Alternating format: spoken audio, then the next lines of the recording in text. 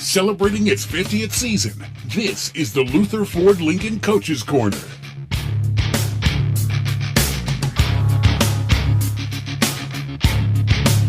Week number 6, high school football. Gracious sakes, what a night. What a night, that's right. Wow, rocky and rolly. My goodness. All right. Surprises, huh? It is the Luther Ford Coaches Corner program celebrating 50 years here on WTAD. Todd Marino, Ward Hilliard bringing you the action here today. All of our coaches are lined up, and we're going to be talking with them about their games last night, maybe even get a little preview of IUP from Jack Benedict today. It's the Coal Bowl day, Ward. Yeah, that's a biggie. 6 o'clock game, too. That's interesting, but boy, big game for the Indians, or for the Indian stuff. Crimson Hawks. Old habits are hard to die hard, my son. Did you just say what I thought you just said? Yes, I did. Let's go scoreboard from last night and start with Indiana High. My goodness. They were down big time and came back for a 27-21 overtime win over Trinity at Trinity. That's big doings for Indiana last night. Bell Vernon in the conference beat Greensburg-Salem 38-14. West Mifflin over Laurel Highlands 48-13. Thomas Jefferson won 56-14 over Connellsville. Ringgold lost to Gateway 62-0. Ringgold has scored 6 points this season. 6 points this when you think season. Your team has it bad, just think of Ringgold. Gracious. All right, Heritage Conference action last night. Barn burners everywhere, including West Shamokin Penns Manor, an overtime win for the Wolves, 14-6. Dramatics at the end of the game descended into overtime. And the Wolves come away with the win on Penns Manor's field. Salzburg with a come-from-behind win over United. Amazing. This was something else. Amazing. Josh Gibbons throws for 397 yards. That's not even the most yards on the night from a quarterback. Ligonier Valley's John Caldwell throws for 402. Oh, great. Salzburg 38, United 33. They win it at the very end of the game. Ligonier Valley 67-20 over Purchase Line last night. Marion Center put a whooping on Blairsville 35-0, scored all 35 in the first half. Northern Cambria 38, Homer Center 8 in the game you were at last night.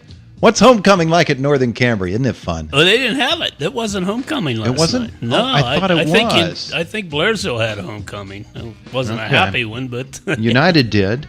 No, it was not homecoming. We were kind of looking forward to that because it's always an event up there. Everything's an event, though, at Sure Doherty is. Field. Sure is. Let me see if I remember. United's homecoming queen, I'm going to say Grace Clevenger. I'm not absolutely certain, but I believe that was a young lady's name. Congratulations to her. All right, let's get to the Westpac. The big game last night. Conemaugh Township Shade. Everybody looking at this one. Each team 5-0 coming into the game. It's played at Conemaugh Township. Oh, boy. Shade 46, CT 10. Amazing. Shade is for real. I don't think there can be any doubt. You look at all of the games they've played, they have pretty much whooped up on people that they've played. They're a for real team. 46-10, Shade now 6-0 on the year. Portage a 31-21 win over Ferndale. Surprised Ferndale put up 21? Yeah, they're down this year. They lost a lot of seniors from that team. They got in the playoffs last year. They're struggling. Myersdale 18, Winburn 6. That's only the second loss of the season for the Ramblers. So they fall to defeat as well. And our Luther Ford Coaches Corner goes on with yet more scoreboard as we had one other game, Westpac, Blacklick Valley at Conemaugh Valley today. Big old Richland in District 6 action. They're only winners at 42-21 over Westmont Hilltop, which is pretty good. Richland puts up 42 on them. Double scores them. They've been scoring big every game also. I think Richland and Ligonier Valley came into this weekend tied at the top of the standings. And Richland's going to get a couple of extra points because Westmont Hilltop's a bigger school and has some wins. Guilfoyle at the top of the District 6 Class A standings, a 24-0 win over Penn Cambria. Forest Hills beats Cambria Heights 30-6. Chestnut Ridge undefeated, 33-0 over Central Cambria.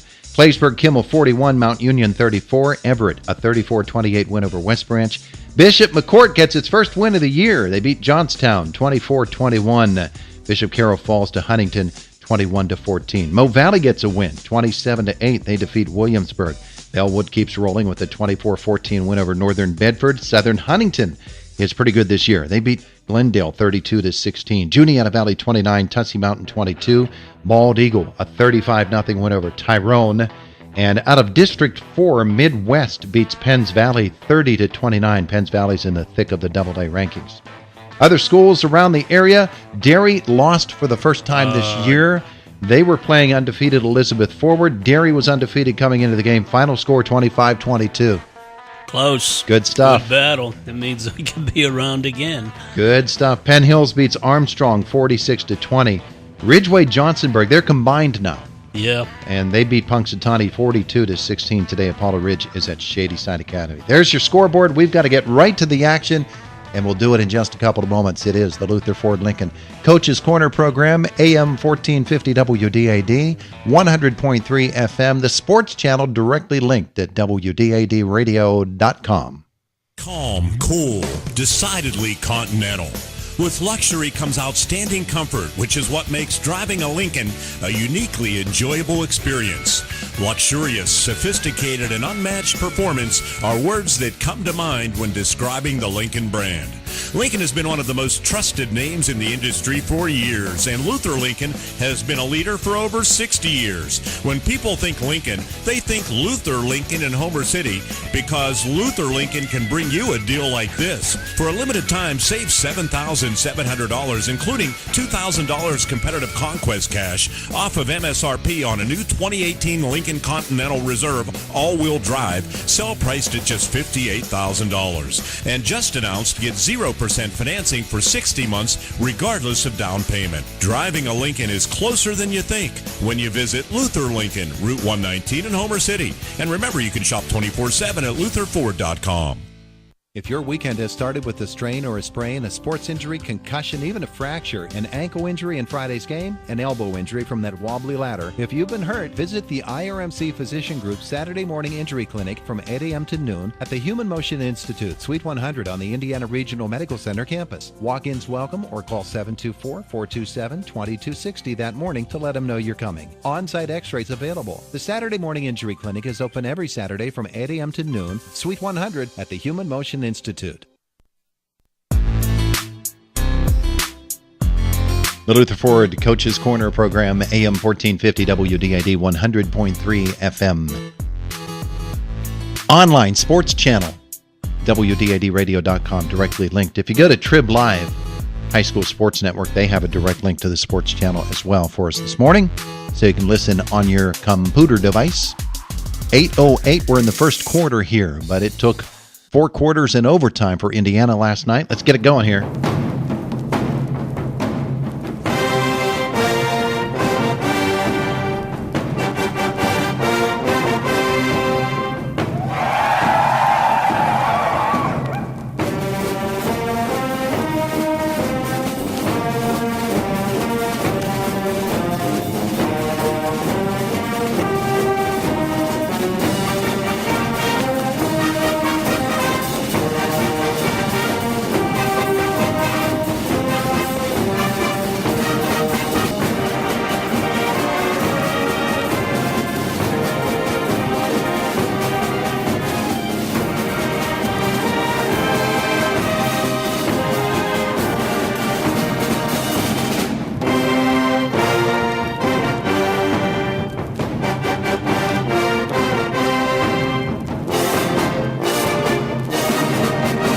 There you go. We always play Cherokee when Indiana High wins. This is the 50th year of the Luther Ford Coach's Corner program, and Indiana High is, of course, well, WDAD is the home of Indiana High football. And last night, right here on this radio station, the Little Indians took the trip to Trinity High School, all the way down to Washington County. How did they do? Well, listen to this. On the road for homecoming for Trinity, and Indiana on the road to spoil the night for the Hillers. But it didn't look good early in the game. Indiana trailed in this game to Trinity by a score of 21-6. They were down 14-0 at the half. But things started to turn then in the fourth quarter. And Indiana came back, and after they were down 21-6, they got a 73-yard drive highlighted by a 46-yard pass play from senior Luke Thomas to Ryan Dixon. That pass his 40th, tied Steve Neal for the all-time career record of touchdown passes. And with the extra point, it was 21-13. Trinity then came back with their drive. They started at their 40-yard line, but it's stymied, and they had to punt, and it was a 9-yard punt. So Indiana took the ball at the 50-yard line, and they started to drive. A big play in the drive was a pass play from Luke Thomas to Caleb White on a comeback catch. Luke was running for his life. Caleb came back, made the catch at the 33, and then Thomas hit Malik Turner with a 25-yard score, and then he ran it in for 2 points to tie the game at 21-21, and that was a 50-yard drive with 2:41 to go. They went to overtime, and in the overtime there were a lot of things that happened, and nobody could score, however, and so Trinity had the first chance, but Turner picked an interception, and that ended that drive, so Indiana got the ball. They got it at the 7-yard line then after the first run of 3 yards. This is what happened. Thomas under center. He's going to roll to the right. He's looking. He's being pressured. He is rolling. He's at the 5. He is into the end zone for the touchdown. And Indiana wins the game in overtime, 27-21, on a 7-yard run by Luke Thomas. And the players come streaming across the field. And pandemonium breaks out. And they come back from a 21-6 deficit and win it in overtime, 27-21 for their second win of the year. And O'Day, this is some night. Yep, some night for the Indians, who have now picked up their second win on the year, 27-21. Luke Thomas, with his 2 touchdown passes, sets a new career record with 41, breaking Steve Neal's record that was set back in the early 70s. A thrilling comeback for Brandon Overdorf and his team, and they'll get ready for homecoming of their own, and that'll be Friday night when they host Tough McKeesport. Great comeback, great win for the Indians, 27-21 over Trinity in OT. Jack Benedict reporting for the Luther Ford Lincoln Coach's Corner Show. And on the field after the game, Bruce Weber catches up with both Luke Thomas and Brandon Overdorf. Our Indiana High interview is brought to you by Forged Human Performance Center and by Grand Beginnings Children's Center. In sports, athletes are looking for that competitive advantage. So where do you find it? At Forged Human Performance Center. Forged Human Performance Center is the area's premier source for sports performance training. Train with an experienced and certified strength and conditioning coach to help improve athletic skills like speed, agility, quickness, and strength while reducing the likelihood of injury. Sports performance training at Forged Human Performance Center. Conveniently located on Route 119 in Homer City, or go online at forgedhpc.com. I'm going to start with Luke Thomas here in just a second. And, Luke, all I can tell you is I've seen a lot of football games, and that is one of the wildest games I've ever seen. You guys looked completely defeated. You looked terrible in the first half. And yet I'm wondering what was going through your minds after being down 14-0 and playing so poorly. I mean, the first half, I take that a lot on myself. I mean, I turned the ball over 3 times. That's unacceptable for the position I'm playing. I just have to hold on to the ball. I mean, I thought the line blocked great in the first half, but the running backs did good. I thought the defense held them. I mean, 14 points. We should be putting up 21 in the first half, 21 in the second half. I mean, that's all me. Second half, you come out and you score, and then you have a chance and you guys turn it over and you're thinking, oh, boy, here we go again. But take me through that fourth quarter and how you guys battled back and what you started to do to make this game turn around. You know, I really think it was all about leadership. I mean, coaches all around just getting us going, getting us up, not keeping our heads down, just keeping them up. I mean, Joe McCracken, he must have had 4 or 5 great speeches just to get us up, get us going. He's a motivator on this team. We're glad to have him back. This is our first game with him back since about week 3. So we have him back. We have Caleb White back. I mean, we're ready to roll. Okay, you get down there and you throw that big touchdown pass to Malik Turner. Describe that one. To Malik? Oh, to Malik. Oh, okay. You don't remember. So much has gone on. Yeah, but, I mean, all the adrenaline going. That was a great play by Malik. Not a great place ball. It was a little bit on the outside, but he went up over number 3, made the nice grab, then came back, 2-point conversion. Great play call by Coach, and just ran it in, tied it up. And how about the 2-point conversion? That was a run all the way, wasn't it? Yeah, it was. Coach called it. I mean, he said, take it if you got a hole, and I just took it. You know, late in the game, you guys could have sealed it and sent it to overtime. And, the unfortunate play, Grant couldn't intercept it. And it looked like, oh, boy, Indiana's going to lose a heartbreaker. You get to overtime. You're able to hold them. What was your mentality knowing that all you had to do was really get it in the center of the field for a field goal to win it? Well, I mean, at the end of the game like that, we all were pushing. It was 21-21. We were not losing at that point in that game. We all brought ourselves together as a band of brothers and stuck with each other till the end, and that's why we won in the end. And that last touchdown, describe that play that you had to win it for Indiana. I mean, just great blocks all around. Great blocks by our running backs, great blocks up front. I told the guys, I said, give me one lane, and I'm going to hit it, I'm going to score, and we're going to win this game. You know what? We are all so proud of you, Luke. You did an unbelievable job to bring this team back, and I hope you enjoy this one. Thank you very much. I think we're all going to enjoy it tonight and tomorrow, and up till Monday when we get ready for McKeesport next week. All right. Thank you very much, Luke Thomas. All righty, buddy. Now, we're going to bring in here in a second also Brandon, if I can get Brandon Overdorf. And, Jack, okay, I've got Brandon, and I'm going to go with Brandon here. Well, Brandon Overdorf, I've seen a lot of football games, and I'm not sure I've ever seen a wilder one than this. What can you say? I can say that our kids aren't the most talented. They're not the biggest. They're not the fastest.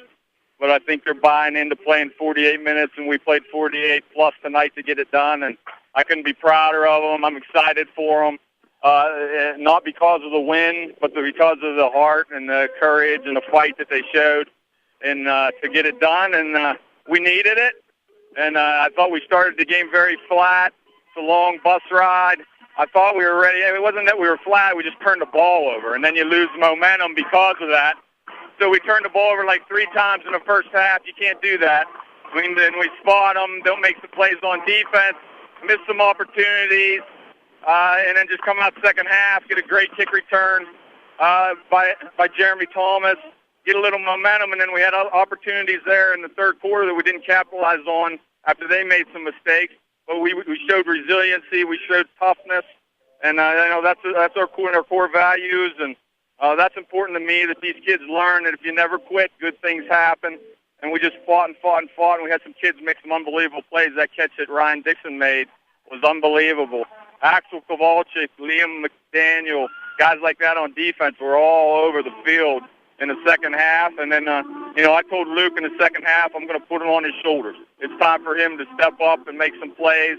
And he did that for us after kind of a shaky first half for him. And I'm just proud of him. I'm happy for our program because we needed it.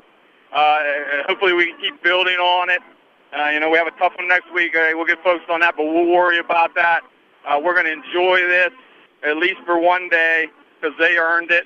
And, Trinity had a good game plan. They're well coached, and they came out and executed better than we did, but we got it done. So you look at Luke's numbers tonight. They're not very impressive, but what's very impressive is the way he led his football team back, the touchdown to Malik Turner. He was not going to be denied on the 2-point conversion to tie it. What were your thoughts at that point? Well, like I said, I told Luke when we came out at halftime, I was a little bit passionate at halftime because I didn't like – we got to quit turning the ball over. We're a better football team than that. But I just told him, you're a 3-year starter. I'm going to put the ball in your hands, and we're going to see what happens. And, he rose to the occasion, and that was good to see. It was good to see him be able to play 4 quarters for us. He's a talented kid. He wants to lead us. I think he feels a lot of pressure. But, he got it done, and he made the plays when we needed them. The 2-point conversion was obviously huge, and then we came back to that play here in overtime. And I just told him, if you think you can score with your feet, go score with your feet and take care of the football, and he did that. And it was a team effort. Our sideline was crazy in the second half. Our freshman kids and our kids that don't get to play much were hooting and hollering, and our coaches coached their rear ends off. And it's just a big night for us. We'll enjoy the bus ride home, and proud of them.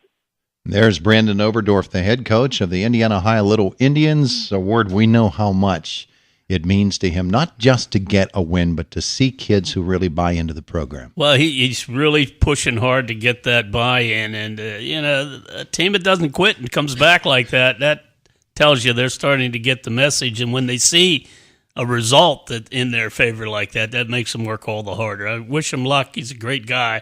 And really want to see that program turn around again and get back to where it was in their glory days, or at least somewhat close to that anyhow. There you go. Our interview with the Indiana High head football coach Brandon Overdorf, brought to you by Forged Human Performance Center and Grand Beginnings Children's Center. Grand Beginnings Children's Center would like to announce they are enrolling children at both of their locations, South Bend Franklin Road and Grandview Avenue in Indiana. Grand Beginnings Children's Center accepts children from birth through 5th grade. Grand Beginnings Children's Center is a Keystone Star 4 center, the highest ranking among Keystone Star facilities. And they have a PA Pre-K Counts classroom. They're open Monday through Friday from 6:30 a.m. to 5:30 p.m. Visit grandbeginnings.net or schedule an appointment to find out more. With luxury comes outstanding comfort, which is what makes driving a Lincoln a uniquely enjoyable experience. Luxurious, sophisticated, and unmatched performance are words that come to mind when describing the Lincoln brand. Lincoln has been one of the most trusted names in the industry for years, and Luther Lincoln has been a leader for over 60 years. When people think Lincoln, they think Luther Lincoln in Homer City, because only Luther Lincoln can bring you a deal like this on a Lincoln MKZ. For a limited time, save $5,500, including $750 competitive conquest cash off of MSRP on a new 2018 Lincoln MKZ Reserve all-wheel drive, sell priced at just $40,750. And just announced, get 0% financing for 60 months, regardless of down payment. For over 60 years, Luther Ford Lincoln has been Indiana County's car, truck, and SUV leader. Driving a Lincoln is closer than you think when you visit Luther Lincoln, Route 119, Homer City. And remember, you can shop 24/7 at lutherford.com.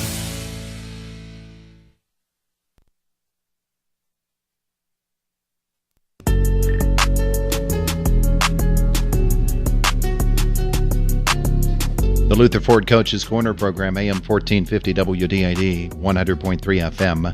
The Sports Channel, directly linked at WDIDradio.com. Good morning.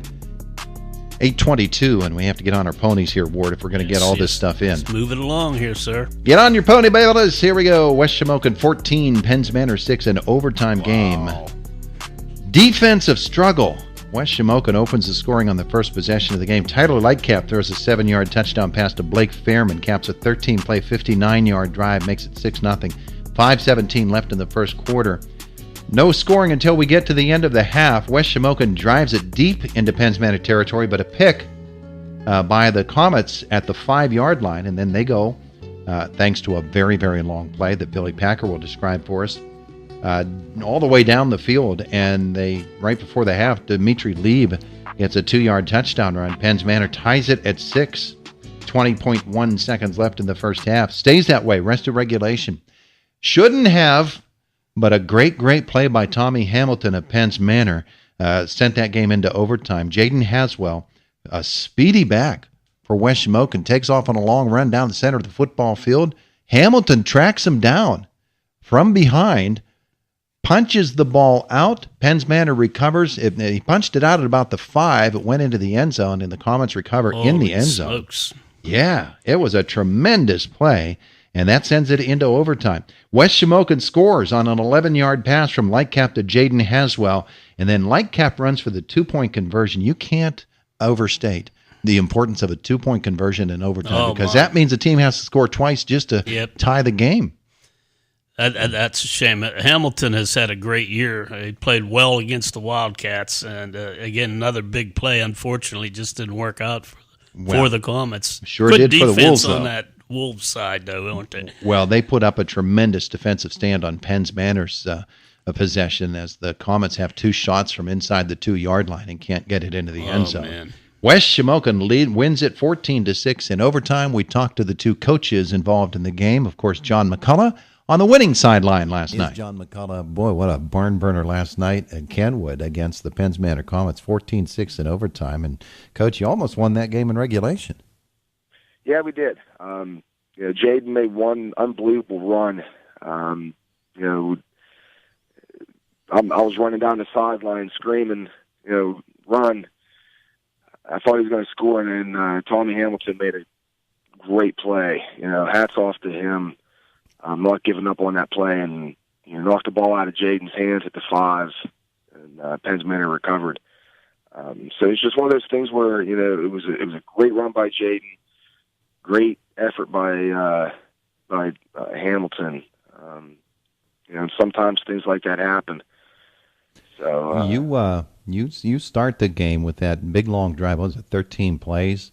Yeah. And Tyler throws the 7-yard touchdown pass to Blake Fairman. At that point, it's 6-0, and you've used up the almost 7 minutes of that first quarter.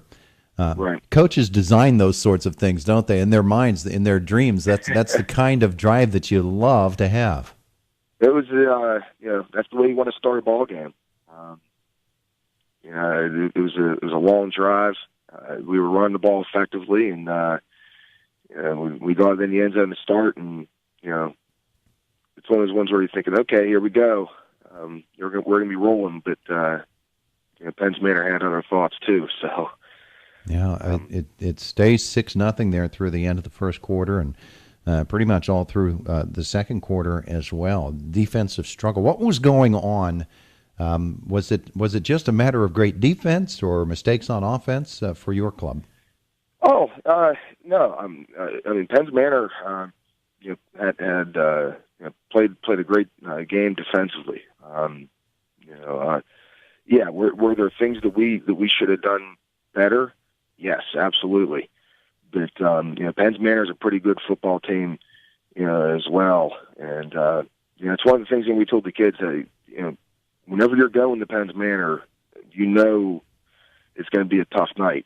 You got to play your best because especially at home, they're really tough there.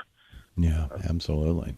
But right before the half, Penn's Manor gets the score, the touchdown run, and that ties it at 6 at the half. So you get the kids into the locker room. You've given up a late score, and that can sometimes be deflating. Talk about what was the discussion like there at halftime.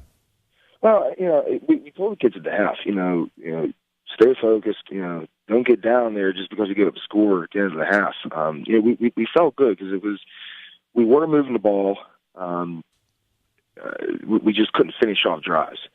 We knew we were playing pretty well defensively. We had a couple pass interference calls, just a couple things that kind of went against us. So we felt good, at the half, even though they tied it up late. We just said we had to keep on fighting, keep on pushing through.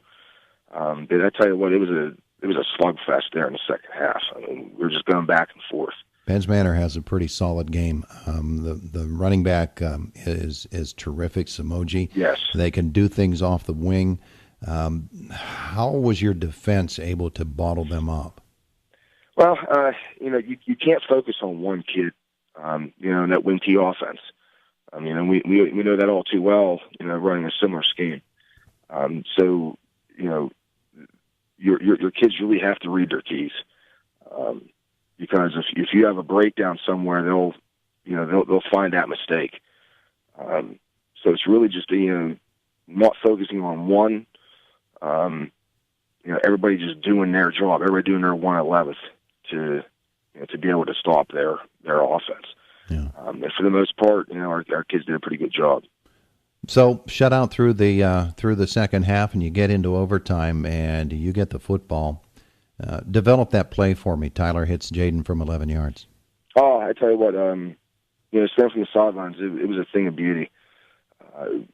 We had a slant. We swung the back out in the flat, and it cleared out, and Tyler was able to hit Jaden on a slant, perfectly in the end zone. Couldn't have drawn him up any better. Yeah, and then you have to go play defense. Yeah.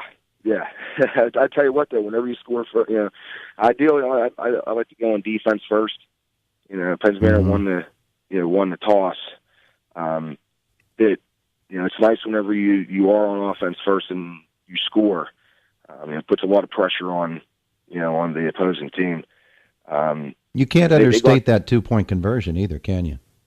What's that? You can't understate the importance of that 2-point conversion. Huge. That's what we say. When we score, we're like, this is big. We got to get this. Because not only do they have to score a touchdown, but they have to get that 2-point conversion just to keep it going. Mm-hmm. It was Tyler made 2 great plays back to back there, and to put us up by 8. Yeah, terrific stuff. You stop them in the overtime. You get the win, 14-6. And you get to rest and relax now, right? Because United doesn't have a whole lot of offense. You saw last night that they sure do. Yeah, a lot of rest and relaxation this weekend there. So, yeah, I'm getting ready to get started on them right now. So they're a good football team. Have you seen them? Yes. Yeah. I mean, I've seen a couple of games already, and it's. The Silk kid at quarterback, and I think is it Cameron there at running back. Hunter Cameron. They're a tough act to stop. Both are big physical kids. Run hard, so we better tackle well and get after it this week. Yeah, they're big up front. They try to hammer they you. Are. They sure can do it, and we saw that last night. So yeah, they're a good football team. Good luck getting ready for it, Coach. Thanks. You have a great weekend. You too. And there is John McCullough, the head coach of the West Shamokin Wolves, victorious in overtime last night over Penn's Manor. And our interview with Billy Packer of the Comets is brought to you by Nelson & Associates Insurance. Game plans, how important they are in the world of sports. Coming up with the right strategy to ensure success. Who's on your team to help you reach your goals in life and protect your assets? Jack Nelson of Nelson Insurance can develop the right insurance game plan for you. Nelson Insurance is an independent agent representing Erie Insurance and other fine companies. Call Nelson Insurance for a review of your financial game plan. Nelson Insurance, Franklin Street Clymer, 724-254-9276. Here's Bill Packer, the head coach of the Comets, and the loss last night in overtime to West Shamokin. Coach, you know that when these two teams get together, we've seen you play against West Shamokin before, and pretty much with every game your team plays, it turns into a real battle along the line of scrimmage, and it sure must have seemed that way to you again last night. It was a tough ball game. Ever since we started playing West Shamokin, the games have come right down to the wire, and again this happened. Their offensive and defensive lines are very strong. They do a nice job, and we seem to hold up pretty well against them. But it just came down to the end, the one play there. So, I was pretty pleased with our effort though last night. Your defense, after having given up that long drive to start the game, settled into it. What was there an adjustment made, or were the guys just stepping up and playing a little bit better? It was all on them. They stepped up. They knew on that first drive that they had a nice 59-yard drive, and they stepped up. And the linebackers were stepping up into the holes and making some nice plays. And we gave them on that second drive. We gave them the ball at the 33-yard line and made a nice defensive stand to hold them there, and that was big for us. We saw you a couple of weeks ago, a game where your running game was able to basically control the play in the second half. That was against United. You came back for the big win last week as well. What was West Shamokin's defensive scheme doing with your offense that you were not able to move the ball very well? Well, first of all, with that defensive line, a nice defensive line there, we did have some holes at times, but with that Sweeney boy, he was all over the field last night, like he was last year. What a great player he is. And he was just filling the holes up so quick, and we weren't getting the big runs that we usually get. So give them a lot of credit there. Dimitri gets that touchdown, though, right before the half. Talk about that possession of the football and what you're able to do.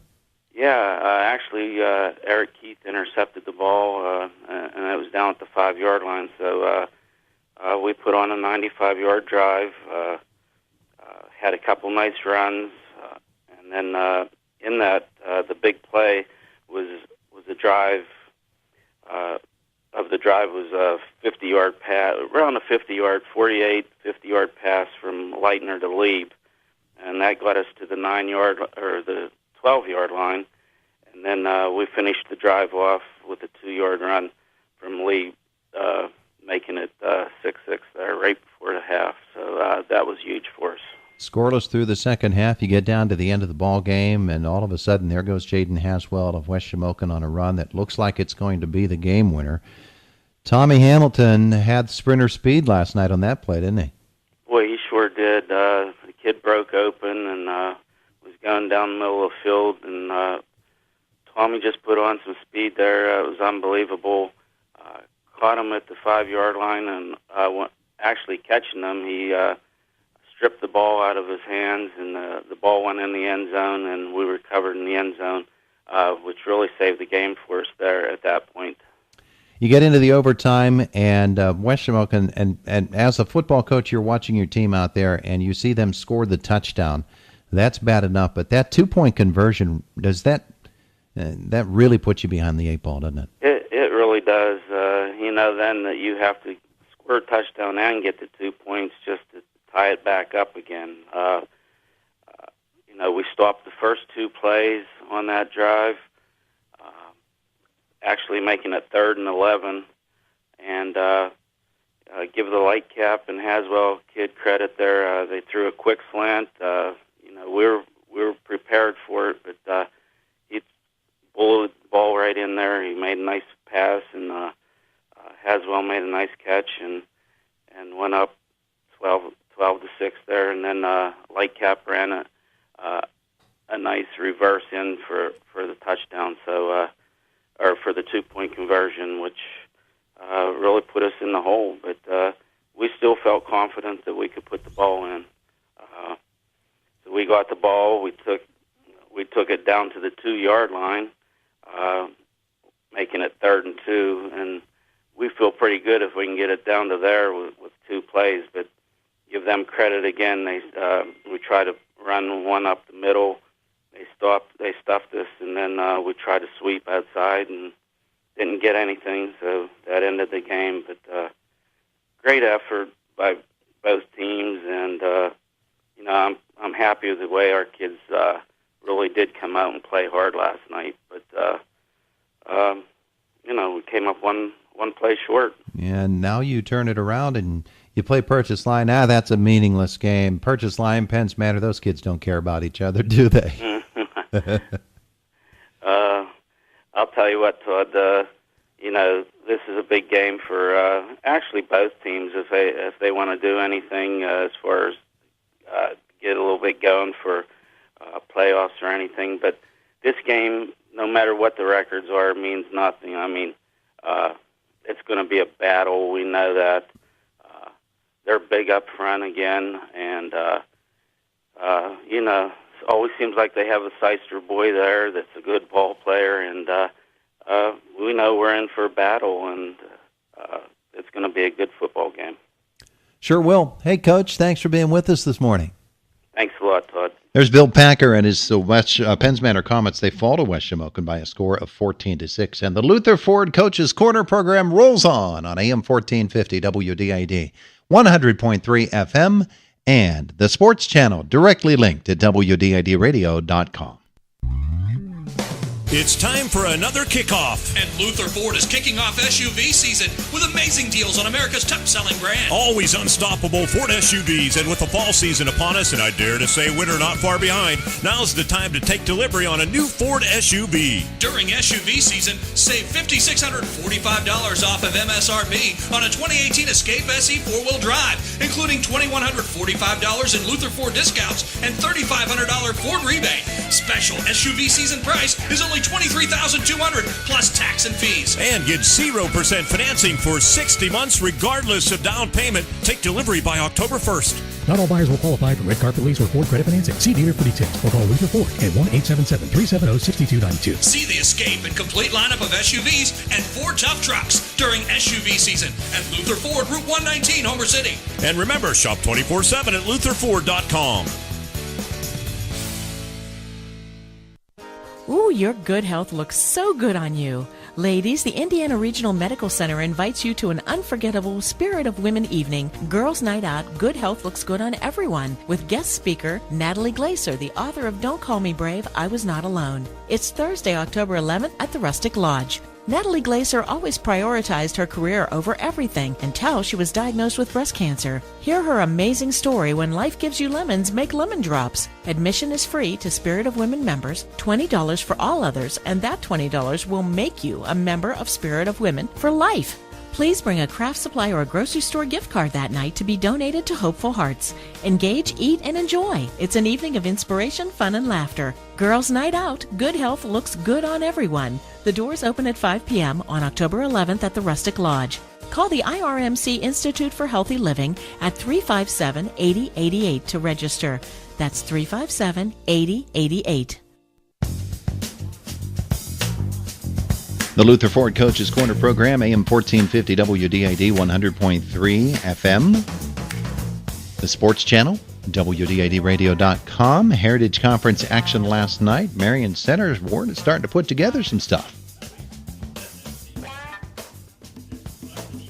I knew they would be much more competitive as the season rolled on, but little did I know they would be this competitive this quickly. And credit to Adam and his coaching staff out there. They got it turned around so far. Well, they jumped on Blairsville early, kept a foot on the gas pedal through the first half, and then just cruised through the second half under the mercy rule.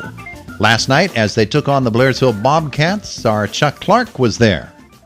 Marion Center spoiled the Blairsville homecoming at Ernie Widmar Field at Memorial Stadium by shutting out the Bobcats 35-0. All the scoring in the first half. In the first period, quarterback Gavin Palco, a 5-yard touchdown run on a 58-yard drive. Wells out at a 2-point conversion, and the Stingers had an 8-0 lead with 4:38 to play in the period. Zach Hicks on a 5-yard run. That was a 30-yard drive. Hicks the 2-point conversion, 16-0 at the end of one. Second period, Travis Parcell intercepted a Devin Burkhardt pass, took it 32 yards in the end zone. The point after was no good, but the Stingers led 22-0. Austin Reinhardt added a 1-yard touchdown run. The extra point made it a 25-0 Stinger lead. Zach Hicks then a 31-yard touchdown run at the 1:15 mark. The point after was no good, but they led at half 35-0, and that was our final score. Coach Abditore, this football game pretty much decided in that first half. There's no doubt about it. It might have been decided even before that. You know, you have to play this game with a little bit of a chip on your shoulder. You have to come out like that. It's an attitude. You know, I thought we practiced fairly well this week. But here again, you got to bring that onto the field. And until these guys start to develop that type of instinct, and again, it's a physical kind of game, and you have to bring physicality to the table. Now, I saw some hints of it in the second half. You know, maybe we're going to see that, but, you know, it's going to be tough sledding the rest of the way. You're going to play some teams that are playoff bound, no doubt about that, with Ligonier and certainly Northern Cambria, and I don't know what Homer Setter status is going to be then. I know they're losing to Northern Cambria right now, but it's an attitude, and it starts in the weight room in the off season, because you don't just go there to show up. You go there to make yourself better and get stronger, and with that strength comes that attitude, and right now we don't have that. So it's back on the field Monday, get to work again, do the best we can next week, and just keep moving on, Chuck. Over 300 yards rushing for the Stingers. They improved to 3-3. The Bobcats fall to 1-5. Marion Center shutting out Blairsville 35-0. And Adam Rising, the head coach of the Marion Center Stingers, talked with Chuck Clark afterwards. Our Stingers head coach interview brought to you by Weaver Pools and Spas.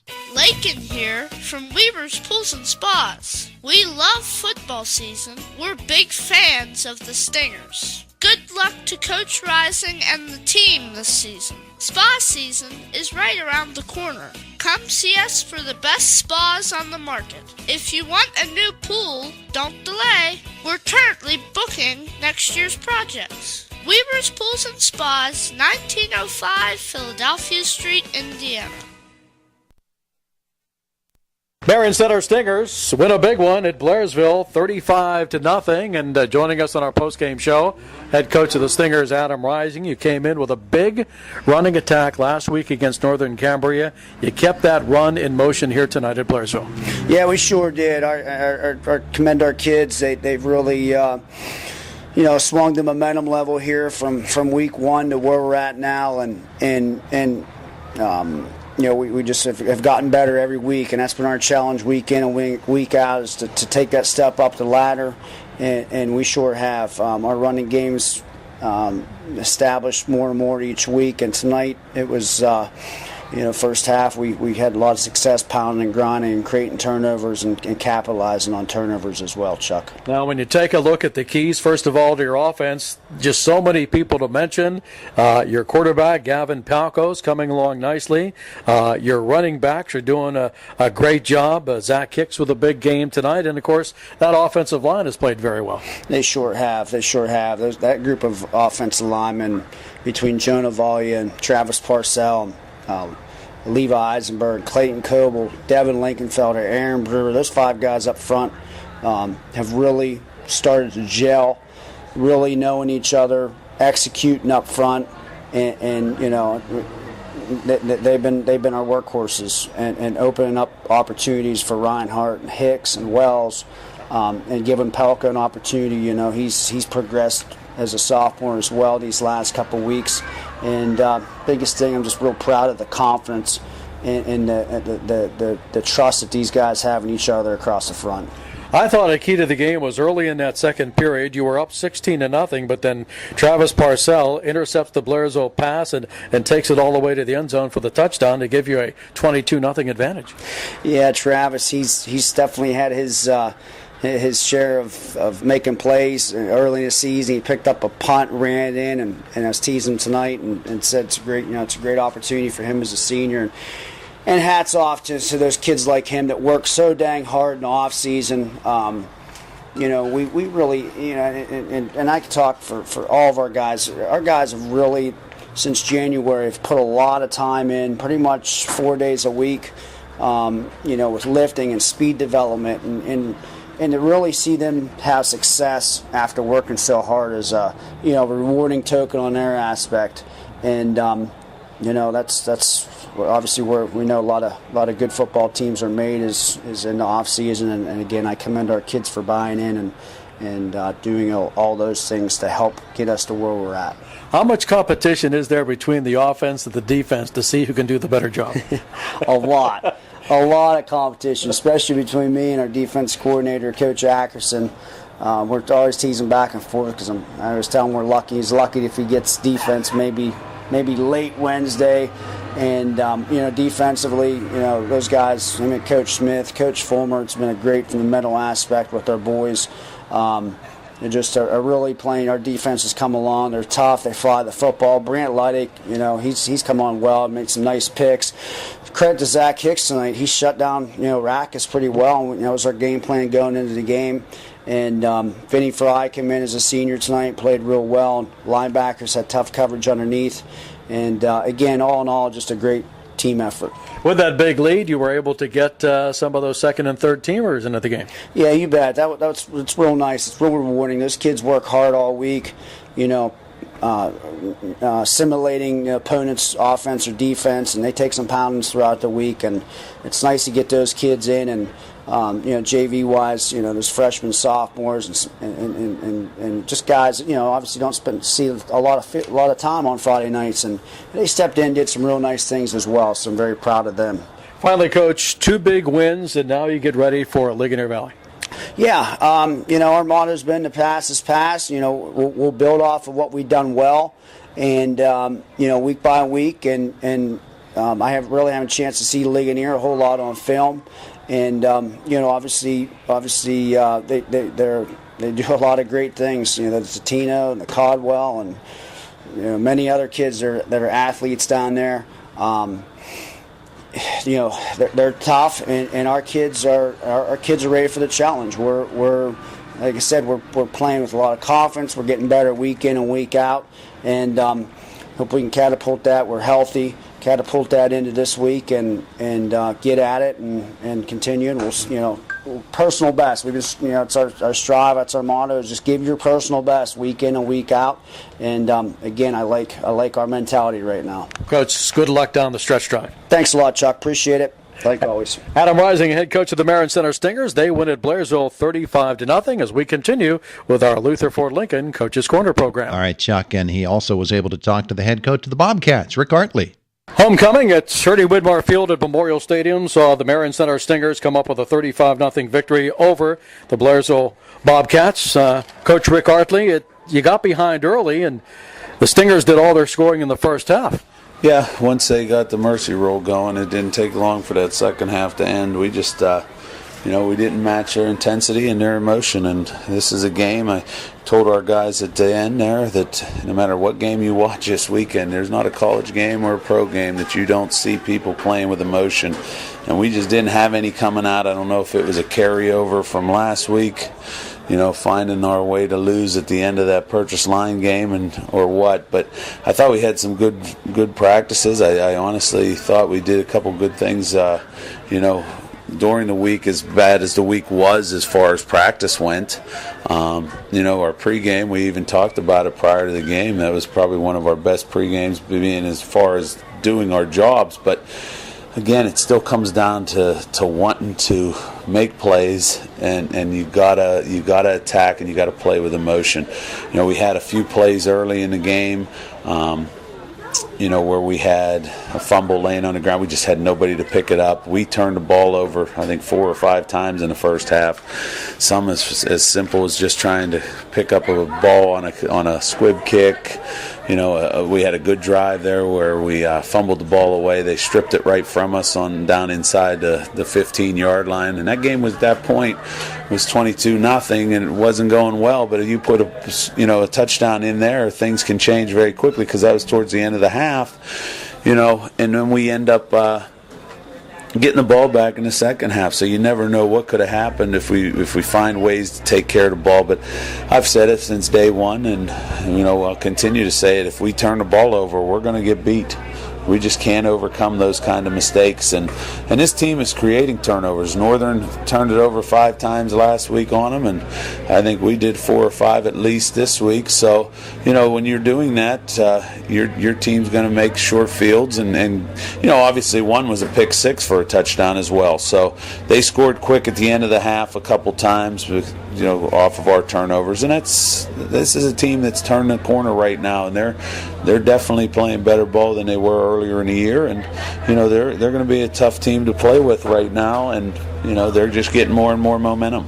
It was the running game that was the big difference tonight for the Stingers. Yeah, they just blew us off the ball, and that's been something that our guys have to understand the importance of getting in that weight room, and they're losing that battle of strength up front, and we're a pretty young team up front, but it's still something that has to get accomplished. There's quite a few juniors and sophomores and freshmen, even a freshman starting right now since the injury. So we have to understand the importance of getting in that weight room. You can be a starter, you can have good footwork, but if you're not strong up front, the line of scrimmage is going to be won by the opponent. So if you watch our films, if you watch the game and you just watch the line of scrimmage, it goes downhill for the opponent quite a bit, and it goes uphill for us. And until that changes, I don't care the skill guys we have. We have some very talented athletes in the skill positions, but if we don't get it done up front, it's difficult for anybody to get it done from behind that. Now you have to prepare for another strong team in Northern Cambria next Friday night. They're going to be the biggest team we played all year. There's no doubt. And, coming off the loss last week, I'm not sure what they're doing tonight, but it's a situation where they're looking to play, go against Ligonier, and I know that's a big part, but I think that's something that may have gotten their way last week, and I don't see that happening again. They're going to be a very tough team to play at Northern, and it's just something that we have to keep battling. We're a young team still, but the biggest thing that probably bothers me the most of the whole deal is just the minimal amount of motion that we have, as a team in general. I mean, we had a 3rd and 12 there early in the game, and it was like there was nothing. I mean, those are 2 big plays. The score was still only 8-0 at that time, and you have to have some fire after making 2 good plays, and then they just run off tackle and get 12 or 13 and get another first down. So, those are things that are going to happen if if you're just catching. And right now we're just catching a lot of blocks and going backwards. But it's something that, the strength is a big key right now for us. We're not a strong physical team. And without that, things are going to happen like this game tonight. Rick Hartley, coach of the Blairsville Bobcats. Stinger shutout, Blairsville 35-0. Todd, Ward, back to you. All right, Chuck, thanks so much. It is 5 away from 9 o'clock. We're getting rolling here. Celebrating its 50th season, this is the Luther Ford Lincoln Coaches Corner. And it is week 6 of the high school football season. Let's get over the scoreboard, shall we? Last night, and Ward, jump in here where you see something really exciting. Indiana beats Trinity 27-21 in overtime. Indiana, by the way, will play McKeesport. They beat Latrobe last night, 45-14. Heritage Conference, Northern Cambria, 38, Homer Center, 8. Marion Center, 35-0 over Blairsville. Ligonier Valley, 67, Purchase Line, 20. Salzburg, 38, United, 33. Yeah, well, you're going to cover that, so there's no sense in me saying much. West Shamokin in overtime, 14-6 over Pennsylvania. By the way, that Indiana game was overtime as well. That was a good battle, that one was. Westpac, undefeated Shade, knocks off undefeated Conemaugh Township at CT. 46-10 was the final score there. It'll be interesting. I think the Westpac's a little bit stronger than they've been the last couple of years. The Heritage has had their way with them, but I'm not so sure it's going to be the case this year. Portage 31, Ferndale 21. Berlin Brothers Valley beats North Star 53-21. And Myersdale knocks off Winburn, a bit of a surprise, 18-6. Today, Blacklick Valley is at Conemaugh Valley. District 6 scores, Richland 42-21 over Westmont Hilltop. Shaping up, isn't it? It is. The clash is shaping up. It is. Let's look at the Bishops last night. Guilfoyle at the top of the District 6A rankings. They beat Penn Cambria 24-0. McCourt wins its first game 24-21, and as was pointed out, let me find the rankings here. Well, they've become a factor now in the playoff scenario. Believe it or not, with one win.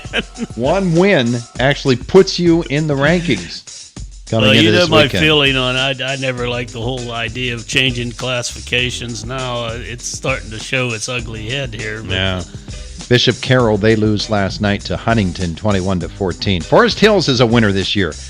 They put some big points up. They beat Cambria Heights 30-6, Chestnut Ridge 33, Central Cambria nothing, Chestnut Ridge unbeaten. Claysburg Kimmel over Mount Union 41-34. Everett beats West Branch 34-28. That's a one-score game. Huntington, as we said, beat Bishop Carroll. Mo Valley hasn't had a stellar season by their standards. They beat Williamsburg, though, 27-8. Bellwood Annis, they always have a stellar season. 24-14, the win over Northern Bedford last night. Southern Huntington's done pretty well. They beat Glendale 32-16. Nobody wants to make that trip to play the Rockets. Not because it's the Rockets, because it's a trip. It's a trip. Juniata Valley is another one. 29-22, their win over Tussey Mountain. Bald Eagle area beat Tyrone 35-0. Penns Valley in the AA rankings, but they lost by a point, 30-29, to a District 4 team, Midwest. Derry last night fell from the unbeaten ranks as they lost to unbeaten Elizabeth Forward 25-22. Elizabeth Forward now 5-0, Derry 5-1. Armstrong fell to Penn Hills 46-20. Ridgeway Johnsonburg beat Punxsutawney 42-16 last night. And Paula Ridge plays at Shadyside Academy today. As I think I said, Blacklick Valley and Conemaugh Valley play today as well. So there you go, some of the scores on the scoreboard. We've got some games to cover here, and exciting games to cover. And we're going to get right to it next here on the Luther Ford Lincoln Coaches Corner program, AM 1450 WDID, 100.3 FM, and the Sports Channel, directly linked at WDIDradio.com. It's time for another kickoff. And Luther Ford is kicking off SUV season with amazing deals on America's top-selling brand. And that includes America's top-selling pickup, the F-150. Always unstoppable, the Ford F-150. And with the fall season upon us, and I dare to say winter not far behind, check out the full lineup of F-150s and SUVs at Luther Ford. The F-150 is the Motor Trend Truck of the Year. And right now, save over $7,150 off of MSRP on a 2018 Ford F-150 XL 4x4 Super Cab, sale priced at just $34,200 plus tax and fees. Get 0% financing for 72 months regardless of down payment. Take delivery by October 1st. Not all buyers will qualify for red carpet lease or Ford credit financing. See dealer for details or call Luther Ford at 1-877-370-6292. See the huge selection of F-150s and the complete lineup of SUVs during SUV season. Going on now at Luther Ford, Route 119, Homer City. Shop 24/7 at lutherford.com. Ooh, your good health looks so good on you. Ladies, the Indiana Regional Medical Center invites you to an unforgettable Spirit of Women evening, Girls Night Out. Good health looks good on everyone, with guest speaker Natalie Glaser, the author of Don't Call Me Brave, I Was Not Alone. It's Thursday, October 11th at the Rustic Lodge. Natalie Glaser always prioritized her career over everything until she was diagnosed with breast cancer. Hear her amazing story when life gives you lemons, make lemon drops. Admission is free to Spirit of Women members, $20 for all others, and that $20 will make you a member of Spirit of Women for life. Please bring a craft supply or a grocery store gift card that night to be donated to Hopeful Hearts. Engage, eat, and enjoy. It's an evening of inspiration, fun, and laughter. Girls' Night Out. Good health looks good on everyone. The doors open at 5 p.m. on October 11th at the Rustic Lodge. Call the IRMC Institute for Healthy Living at 357-8088 to register. That's 357-8088. The second half of today's program, the Luther Ford Coaches Corner program, the third quarter's underway. You excited? You come out of the halftime locker room all bruising? Well, you think you do. And I'll tell you, that was the turning point of the game that we did. But we'll talk about that when we get there. That second half was something else last night at Armois as well, as the United Lions of Salzburg Trojans hooked up. What a game this was. Salzburg piles up all kinds of yards in the first quarter. United ran 4 plays in the first quarter. They came out of the quarter leading 7-6. Yeah, it's a strange game, isn't it? Yeah. So the Trojans opened the scoring, a precision opening drive highlighted by Josh Gibbons hitting Nathan Slapinski for 37 yards, then Dylan Cindric for a 33-yard score, and it's 6-0 at that point. Extra points cost teams ball games. Special teams cost teams ball games. So it's 6-0 at that point. Salzburg continues to dominate the yardage. They're pinned deep in their territory at the 3-yard line, but they work their way out of it, drive it into United territory. It looked like they're going for another score, but United's Hunter Cameron intercepts a pass at the Lions' 36-yard line. On the very next play, he carries it 64 yards for a touchdown. Kyle Silk kicks the extra point at 7-6. United scores again in the second quarter on an 83-yard drive with Silk ripping off a 57-yard run. Salzburg gifting the Lions with what should have been 30 yards in penalties, but the officials decided one was a 13-yard penalty and one was a 15-yarder. Okay.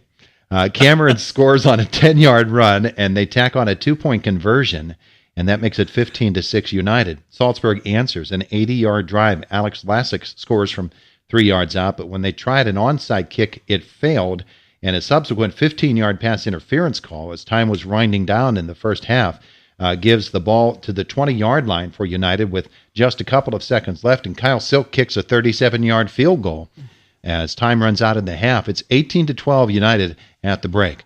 So you take a break, you look at time of possession, and in that first half, Salzburg had it for 17 minutes and 29 seconds, and United had it for 6 minutes and 31 seconds.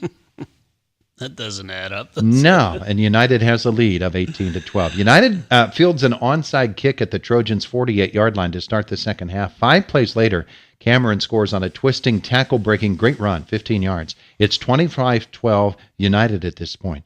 Salzburg says, okay, we'll take it back. 66 yards, 16 plays, 9 minutes. Wow.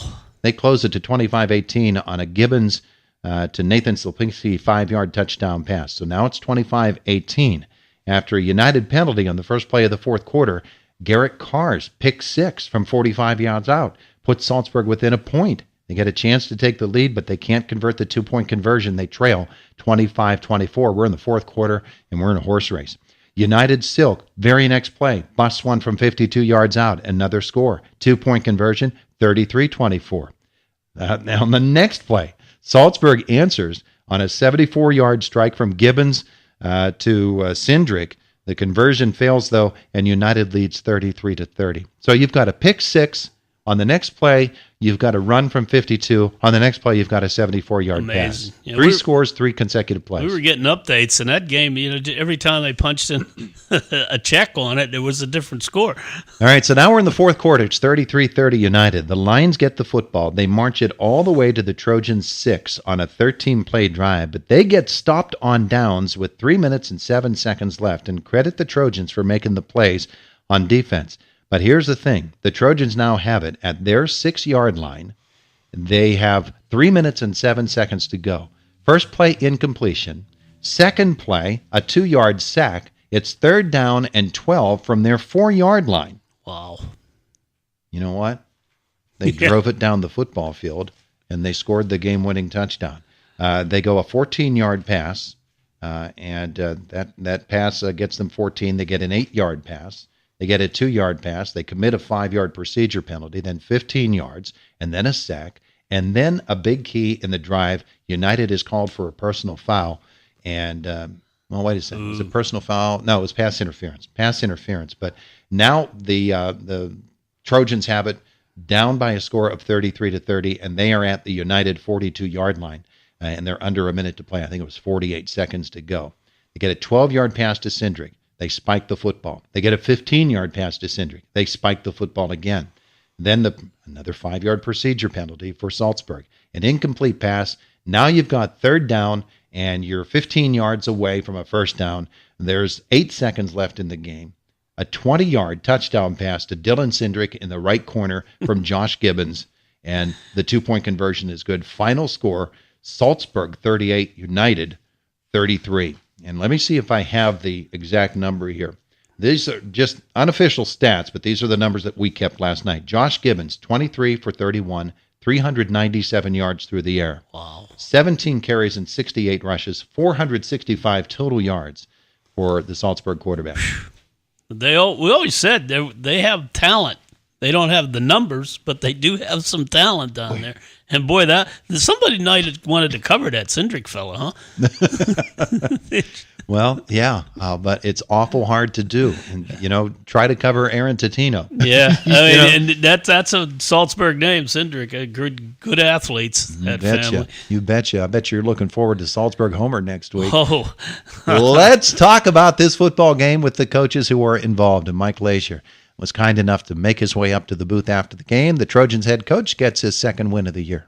Again, with the head coach of the Salzburg Trojans, Mike Leisure, after that come-from-behind victory, this was something else tonight, wasn't it? Yeah, it was just desire from the kids. The kids had a positive attitude like they've had all year, and, tonight was big for these kids to get them a little bit of confidence. You had the early lead. You got that very nice opening drive, the 2 long passes, and then you seemed to be dominating in terms of the amount of yardage that you were piling up. The key interception at the 36-yard line by Hunter Cameron, he turned it around into a 64-yard touchdown run on the very next play. And all of a sudden, despite all that yardage and all those plays you were running, you were behind, and I know that the kids could have folded up right then, but they didn't. Yeah, that's what I've been talking about with these kids. They do not quit.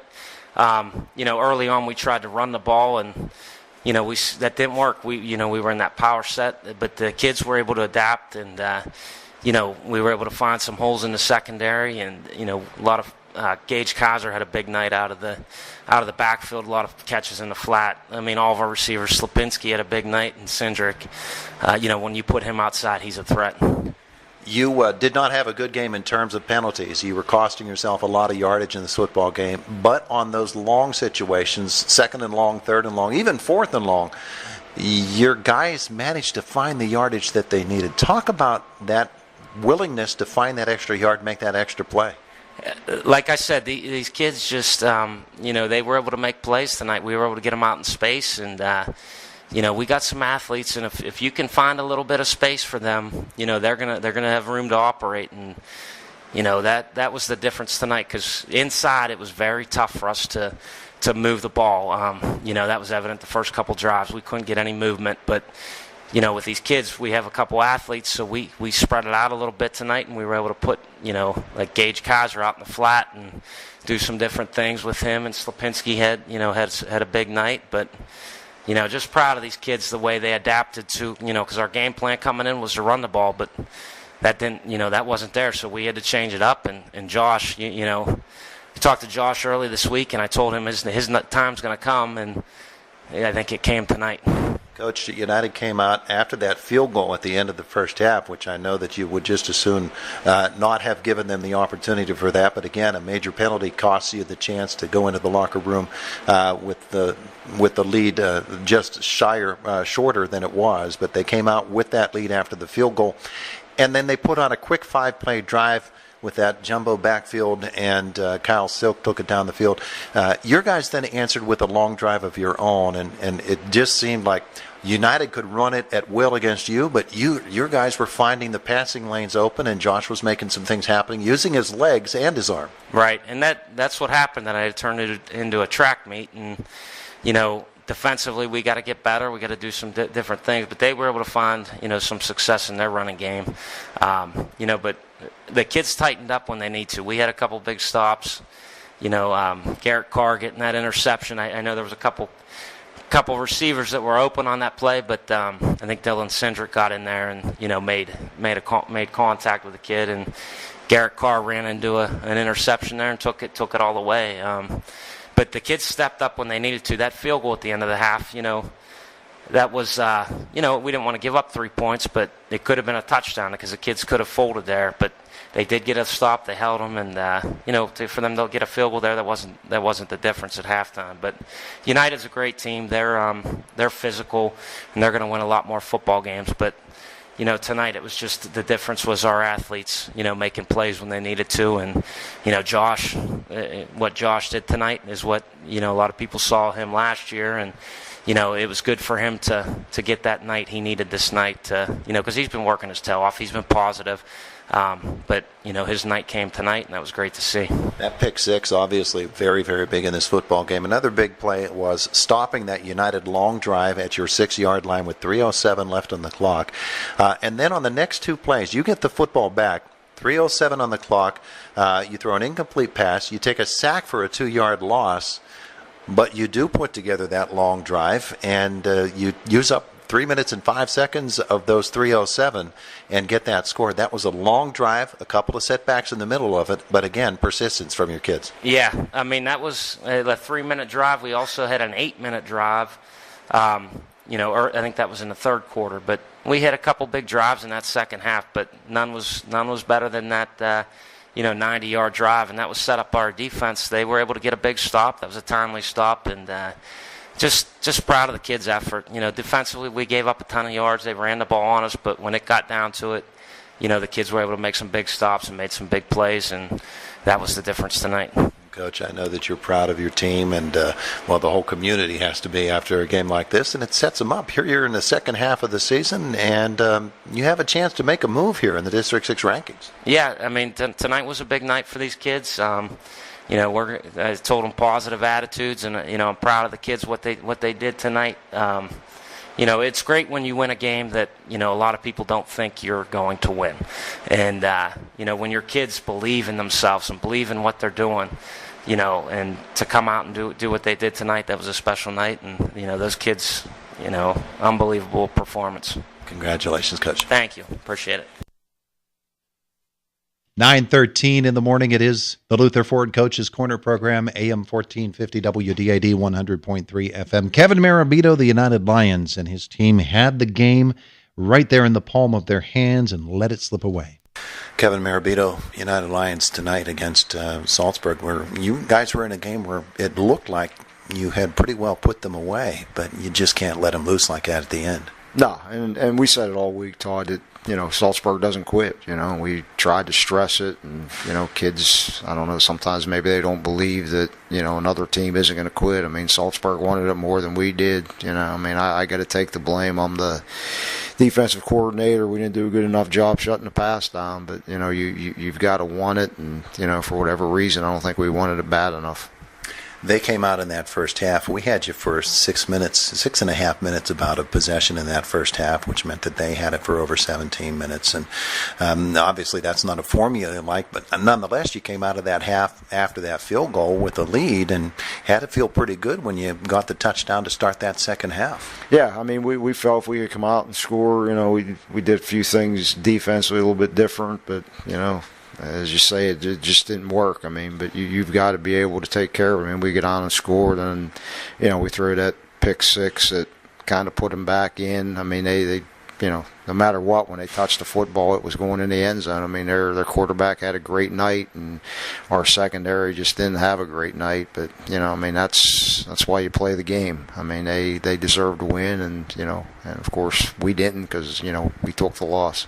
That's one of the things you said last week, and we actually featured it on our sports cuts on Friday morning, was you like the kind of offense that is going to possess the football, and sometimes your best defense is your offense holding on to the football. You got quick scores tonight. You can never say, I don't want the score, but I know that you'd like to use up some of that clock time when you have the football. Yeah, you're exactly right, Todd. I mean, last week I said it, if you can control the football, it helps your defense, but, I'm not going to take it away from the offense. I mean, we scored quick, and and it's a defensive job to go in and stop them. And we didn't do that. And that's what you have to do if you want to become a great football team. If you score quick, you got to be able to shut them down. And and naturally we didn't do that tonight. I mean, we had our opportunities, but it's just everything went their way, and we couldn't cause a turnover, and it's just one of those nights. It wasn't a good night for us and a great night for them.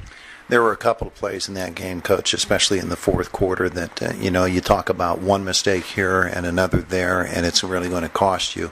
Particularly in this game, you came down and you had the long drive at the end of the game, stopped at the 6-yard line. Talk about how those final few plays developed as you were trying to punch that in for that final score. Well, we felt we could put the nail in the coffin there, and we turned it over to the offense, and I think we had a bad snap which gave us the third down or the fourth down, and we tried that the rocket screen coming in, we didn't make the catch, and I mean, that's just a tribute to them. I mean, we had our opportunity to put it away, but the adage is if you want it bad enough, you'll find a way to do it. We didn't, and the credit's got to go to Salzburg. I mean, they stopped us, and we just didn't get the job done. But still, it was a 94-yard drive is what they had to go, and they drove it right down the field. But that was my fear, because we really didn't stop them all night, and that last drive they took it to us. I mean, we had that pass interference call, but that's part of the game, and got them down there. You got to make a play at the end. We didn't do that, but it all comes back on my shoulders. I got to do a better job. Well, you did get them sack -2 on the first two plays, so they had 3rd down and 12, and they got the pass to the running back coming underneath. They hit that a lot tonight, and I know the guys are looking to make sure guys like Cindric don't get behind them, but at the same time, those fellas running underneath, and then their receivers turned into pretty good downfield blockers. Oh, they did, Todd. I mean, our linebackers didn't get a deep enough drop, but that's part of it. But they was hitting that out. We made the adjustment at the half, but that didn't work, and it was one of those nights that whatever could go wrong. I mean, last week whatever we did right, and the breaks went our way. Now tonight, we didn't get a break, and we just didn't do the little things to win the game. I mean, you have to. To become a good football team, you got to be able to play defense, but you got to be able to do the little things. We're just not doing the little things. I mean, our you got to give their offensive line credit, because our defensive line gave no pressure at all for the quarterback. I mean, we got a couple sacks here and there, but you got to apply some pressure, and talking to. He had a lot of time to throw. When you have a lot of time to throw, it lets receivers get open. I mean, a pass rush is your best pass defense. And we didn't have the rush tonight, and and the result was they torched our secondary. And the Heritage Conference is up and down. It's a crazy conference, and anybody can win anytime. Oh, you're exactly right, Todd. I mean, there's no weak sister in there. I mean, it's each week. But we knew all along Salzburg was a good football team. And they proved it tonight. And they did a great job. And it's great for Mike and his staff and the team. he had them well prepared, and they did the job, and we didn't. Thanks, Coach. Okay, thank you, Todd. There's Kevin Marabito and the United Lions. They fall last night to the Salzburg Trojans. The Luther Ford Coaches Corner program rolls on now here in the third quarter, and the top two teams in the Heritage Conference in action last night, not against each other just yet. But we'll talk about the Northern Cambria Colts and Homer Center, the Ligonier Valley Rams and Purchase Line. Those two recaps are on the way. It's time for another kickoff. And Luther Ford is kicking off SUV season with amazing deals on America's top-selling brand. And that includes America's top-selling pickup, the F-150. Always unstoppable, the Ford F-150. And with the fall season upon us, and I dare to say winter not far behind, check out the full lineup of F-150s and SUVs at Luther Ford. The F-150 is the Motor Trend Truck of the Year. And right now, save over $7,150 off of MSRP on a 2018 Ford F-150 XL 4x4 Super Cab, sale priced at just $34,200 plus tax and fees. Get 0% financing for 72 months regardless of down payment. Take delivery by October 1st. Not all buyers will qualify for red carpet lease or Ford credit financing. See dealer for details or call Luther Ford at 1-877-370-6292. See the huge selection of F-150s and the complete lineup of SUVs during SUV season. Going on now at Luther Ford, Route 119, Homer City. Shop 24/7 at lutherford.com.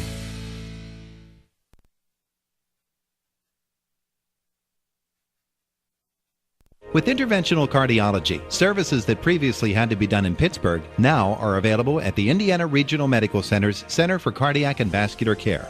From heart catheterizations to balloon angioplasties and stents, the Center for Cardiac and Vascular Care is saving lives. Here's Dr. Raj Pillai.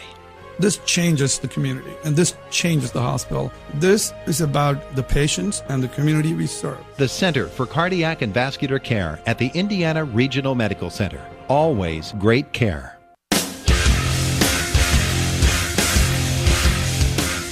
Don't forget now, the Saturday Morning Injury Clinic is open at IRMC at the HMI building on the main campus of the Indiana Regional Medical Center, open until noon today. So you've got one of those Saturday morning injuries. You ever fall off the ladder, Ward? Actually, yeah. Yeah, that hurts. Especially when you get older. The ground gets harder, I'm telling you. Yes, it does. Well, if you got that Saturday morning injury, they're open for you here this morning. And get your X-rays right on site as well. All right, let's get to another game last night. Ligonier Valley and Purchase Line. The final 67-20 in this football game. Ouch. And telling you what, Matt Felisic, the head coach of the Red Dragons, says we did everything that we could. Yeah. The field conditions played a lot into this football game, and we'll hear from the head coach of the Rams about Weller Field and its condition right now. It's a tough place to play. But how about old John Caldwell? He only threw 5 touchdown passes to Aaron Totino in the first half. He only threw 7 touchdown passes overall for the game. 20 of 23 for 402 yards for Caldwell last night. Totino catches 12 of them for 285 and 5 TDs. That's a career right Woo! there. Sam Sheeter scores on the ground. Actually, he scores through the air. Kiri Miller scores 2 touchdowns on the ground for LV. In fact, the first 2 scores for them came on the ground from Kiri. Purchase Line scores on a Jacob Barnett 35-yard touchdown pass to Josh Seister. And LV then is, they surrender a 4-yard run to Colin Gauncher in the second quarter and a 1-yard run by Jace Brooks at the very end of the game when it was well out of reach. But Caldwell and Totino hook up for scores from 11, 47, 67, 12, and 22 yards. Sheeter caught the one pass from 12 yards out in the third. Miles Higgins scored on a 6-yard run for the Rams near the end of the football game as well. Another Rams victory, another big one too. 67-20 is the final score. And we talked to the 2 coaches involved in this game. Roger Beidel and his Rams are undefeated at 6-0. He's Coach Roger Beidel. The Ligonier Valley Rams keep rolling 67-20. John Caldwell. Coach, I want to start with John Caldwell because, we could talk about any number of different players for your ball club, but 20 of 23, 402, 7 touchdown passes, and what a special connection between him and Aaron Totino. Last year, he was a quarterback who alternated a lot. This year, he's really taken the reins and run with him, hasn't he? He has, and he bounced back after a subpar week last week. We try to don't live in the past, but he basically had 100 yards. He was 9 of 20 last week, and which for him is through 2 interceptions, which is below John Caldwell standards. But last night in muddy conditions and just one of those nights where it wasn't ideal being on grass and at Weller compared to being on turf last week at West Shamokin.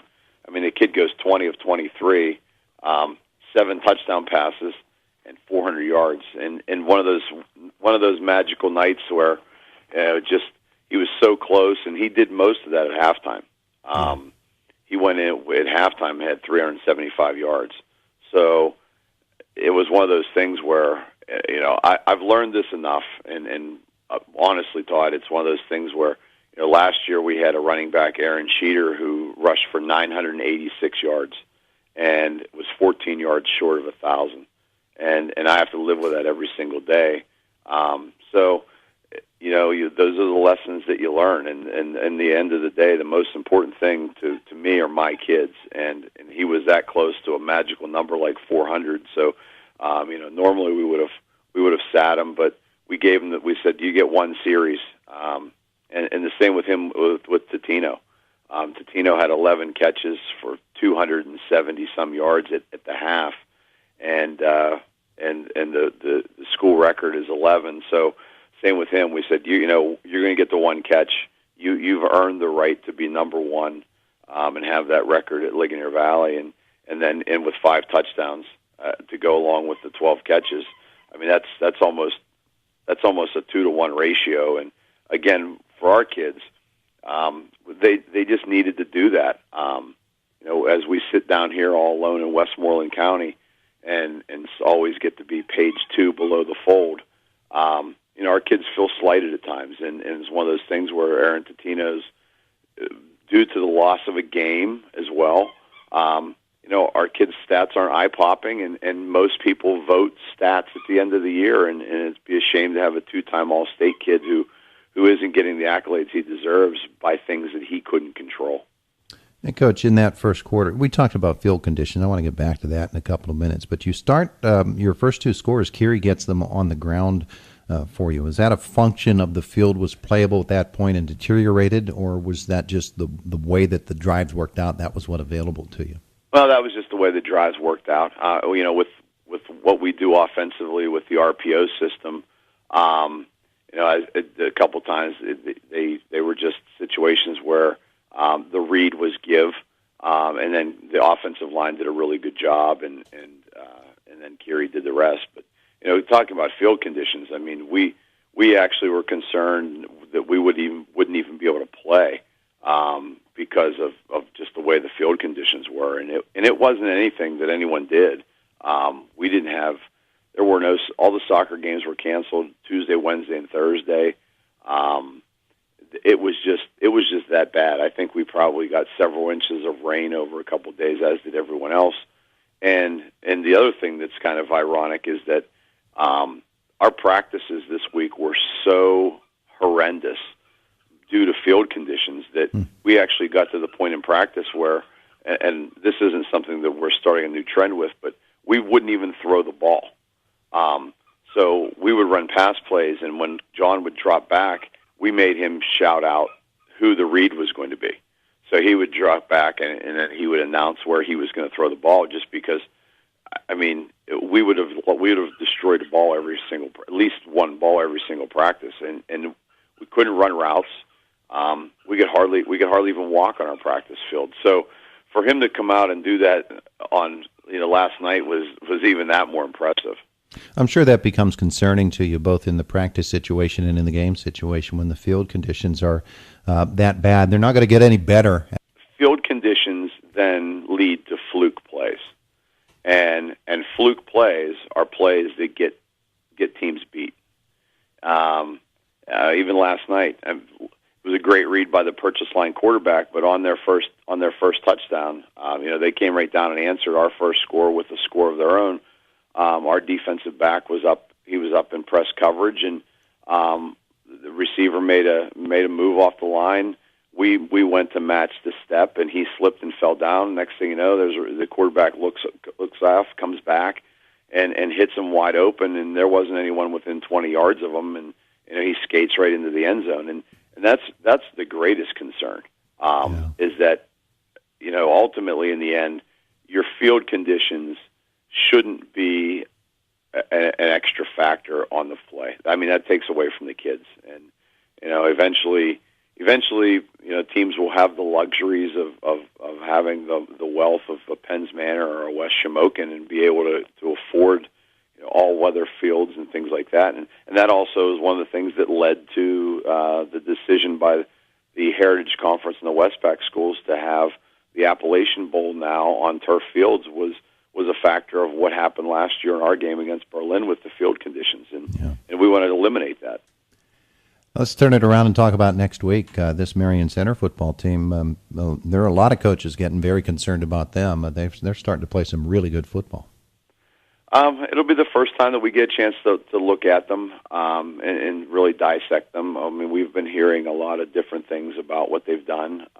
Obviously, their win last week against Northern Cambria was an eye-opener for everybody. And, I've heard Coach Page discuss their defense and refer to it as the amoeba defense. So we want to take a look at what the amoeba defense looks like, and it's something different. And that's one of the things always that you have in the Heritage Conference is that anytime someone comes out and does something different or does something that brings about change, quite honestly, I mean, it's not a slam, but it's just the fact that it takes people so long to adjust. It's one of those things. I mean, the forward pass is something that people still haven't adjusted to.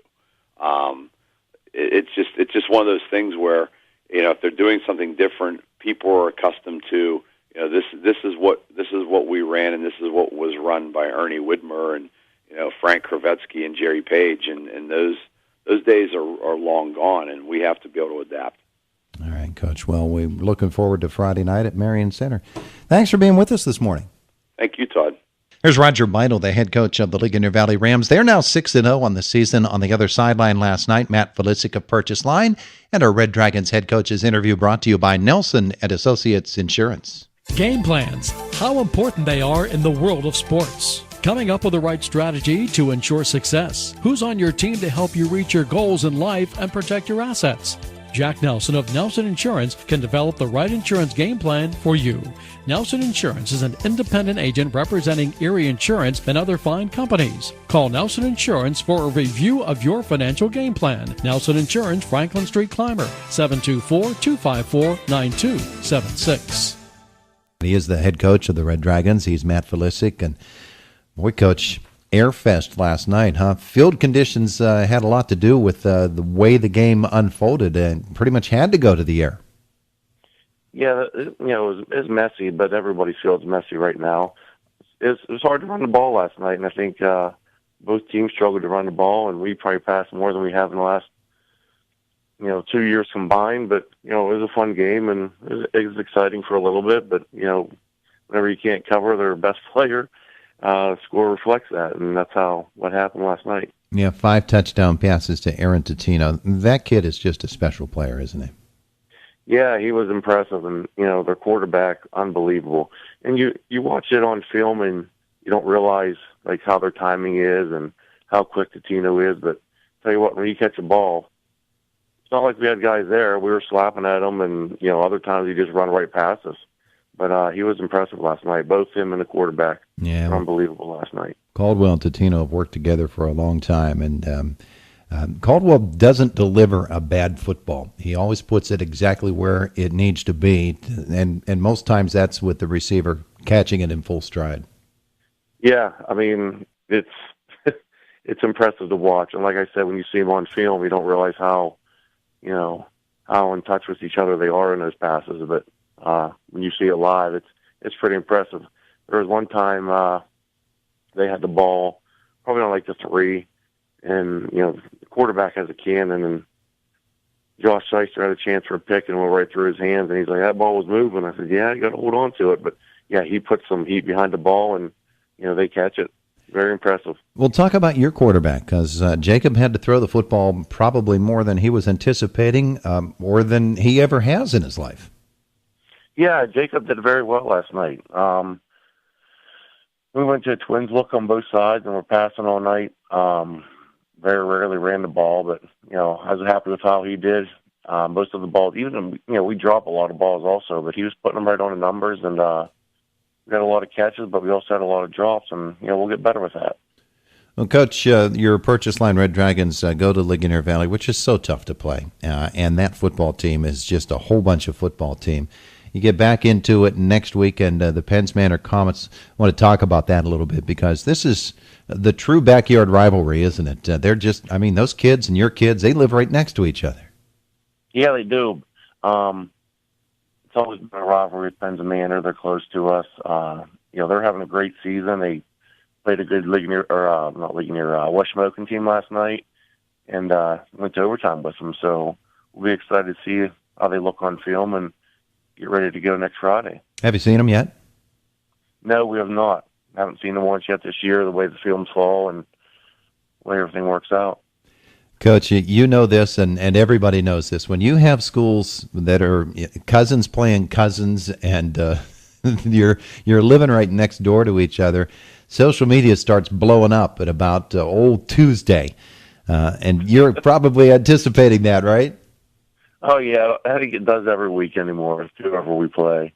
It was the same with Marion Center because they're so close to us, and Penns Manor. But I think that happens every week nowadays with these kids.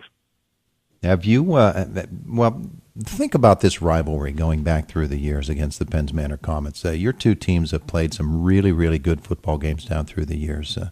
You've got a lot of experience with this, so just reflect on what it means when Purchase Line and Penns Manor play football together. You look back at last year, I think there was a great game at our school. Penns Manor came out beating us, and our kids weren't too happy with that, but over the years, it can go either way. It doesn't matter what the records are. And look at Penns Manor this year. They got, 2 or 3 quality running backs, and they run their offense. They do a great job with that offense. So it'll be interesting to see them on film, see what they do. Defensively, they always do a great job. They always come up with some way to, outsmart you a little bit there with their defense. So it should be exciting. Yeah, I recall that game last year. We were there, and gosh, that was some rough and tumble football. The guys were hitting each other all over the field, and sometimes off of it too. You're right. That's probably the most flagged game I've ever been a part of last year. It was pretty rough from an official standpoint. Well, Coach, we appreciate your time here this morning. I hope the guys heal up and they're ready to go on Friday night.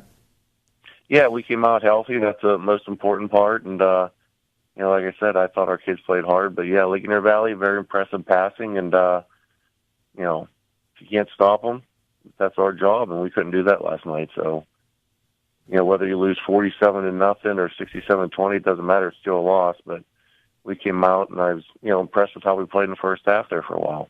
Well, that's terrific stuff from your kids. Got to rebound and take on PM next week. Thanks, Coach. All right. Thanks, Todd. There's Matt Felisic, head coach of the Purchase Line Red Dragons. It is the Luther Ford Coaches Corner program, AM 1450 WDID, 100.3 FM, and the Sports Channel, directly linked at WDIDradio.com. Homer Center Northern Cambria recap next. Calm, cool, decidedly continental. With luxury comes outstanding comfort, which is what makes driving a Lincoln a uniquely enjoyable experience. Luxurious, sophisticated, and unmatched performance are words that come to mind when describing the Lincoln brand. Lincoln has been one of the most trusted names in the industry for years, and Luther Lincoln has been a leader for over 60 years. When people think Lincoln, they think Luther Lincoln in Homer City, because Luther Lincoln can bring you a deal like this. For a limited time, save $7,700, including $2,000 competitive conquest cash off of MSRP on a new 2018 Lincoln Continental Reserve all-wheel drive, sell priced at just $58,000. And just announced, get 0% financing for 60 months, regardless of down payment. Driving a Lincoln is closer than you think when you visit Luther Lincoln, Route 119 in Homer City. And remember, you can shop 24/7 at lutherford.com.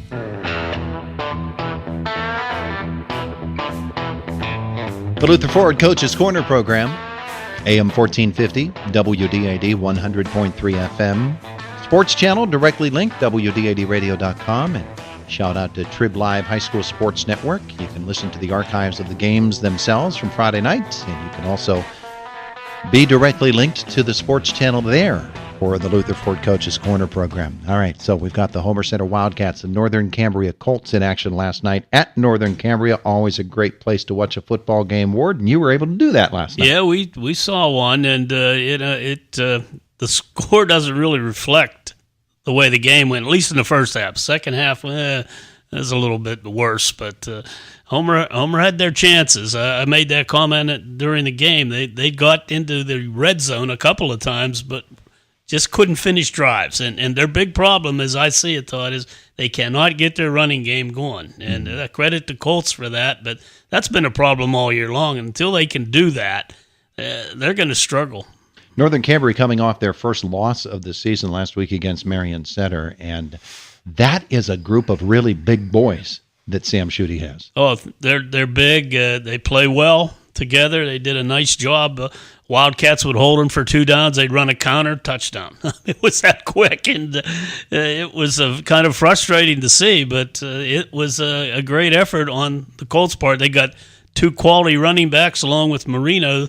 That's a good ball club. They're going to be a tough opponent for anyone that faces them the rest of the year. All righty, well, let's hear the recap from Mark Burdig. Last night, Homer Center visiting Northern Cambria. All right, Michael Burdig, thank you very much. 44th all-time meeting, no contest, as Northern Cambria wins at 38-8. Preceding 3 games decided by a total of 4 points. This game pretty much decided in the first 4 minutes and 38 seconds of the second half when Northern Cambria scored back-to-back touchdowns to turn a 16-8 halftime lead into a 32-8 lead at that point. Northern Cambria started quickly on their own first possession. They drove a total of 65 yards on 9 plays. It covered 5 minutes and 5 seconds, and some poor tackling by Homer Center on a Mark Marino touchdown run that made it 8-0. Logan Ongst added the 2-point conversion, and the Colts were off and running. They added to that lead in the second quarter, starting a drive at their own 13-yard line after the Wildcats had advanced into the red zone on their first 2 possessions but came away empty. The Colts, after that second stop, drove 87 yards on 8 plays. On a 4th down and 2, head coach Sam Schutte rolled the dice and went for it from his own 48-yard line. And Mark Marino gonna give to the wing back, and he's into the loose at the 45-40, and you can see you later for Ben Basil down the left sideline and into the end zone. He takes it 55 yards, and it is a touchdown for the Northern Cambria Colts. Actually 52 yards on that carry for Basil, and it is 14-0 Northern Cambria as they burn Homer Center on a 4th down and 2. Logan Ongst added the 2-point conversion to make it 16-0, but the Wildcats responded before the break, starting a drive at their own 32-yard line. They drove 14 plays, 68 yards, took 3 minutes and 53 seconds. They had a 1st and goal at the 9 of Northern Cambria, ended up with 4th and goal from the 12. Receivers all over Duffy Doherty Stadium for the Wildcats. Travis Mock and Jake Ciani to the right, Kobe Doherty and Zeiler to the left. Booting to his right is Schmidt. Throwing out pattern, and it's hauled in beautifully by Ciani in the right corner of the end zone for his first touchdown in his career. And the Wildcats do convert on 4th and goal from the 12 with 16 seconds left in the half. It's 16-6 and something to shout about for the fans on the far side of the field by the old Van Heusen plant. Travis Mock added the 2-point conversion on the pass from Schmidt, and it was 16-8 at the break. But Northern Cambria forced a 3-and-out, so any momentum that Homer Center gained from that score was quickly erased to start the second half, and the Colts started at the Homer Center 49-yard line, and on the very first play of their first possession, they extended their lead. Give it up the middle to Ongst. Ongst right down the center of the field. He made a nice jump cut, and he's going to take it to the house, right toward the goal post. And on the very first play for Northern Cambria, Ongst goes 49 yards for his 8th touchdown of the season. And the Colts lead 22-8, and if you're a Wildcat fan, that one hurts. Yeah, it sure did. It was 24-8 after Marino carried on the 2-point conversion run. Homer Center fumbled on their next possession. Joe Rezick recovered for the Colts. They started again in Wildcat territory at the Homer Center 28-yard line after a Mark Marino 2-yard touchdown run was negated by a penalty. They did it all over again from the Wildcat 10. And Logan Ongst took it in on that run to make it 32-8. Marino to Ongst on the 2-point conversion pass, and for good measure, the Colts tacked one on in the fourth quarter on a 6-yard run for Mark Marino. So he and Ongst both rushed for 2 touchdowns. Ben Vazel the 5th touchdown as the Colts win it 38-8. There's Mark Burdig's recap of the game last night. Now the conversations with the coaches, and we'll start with the coach who was on the winning sideline last night, Sam Schutte, talking with our very own Ward Hilliard. I am with head coach Sam Schutte, and first of all, Coach, congratulations on a big win. Bounced back very well from the Marion Center loss. Thanks. I think it took us a while to get going, but we got our legs back underneath us and had a good showing tonight.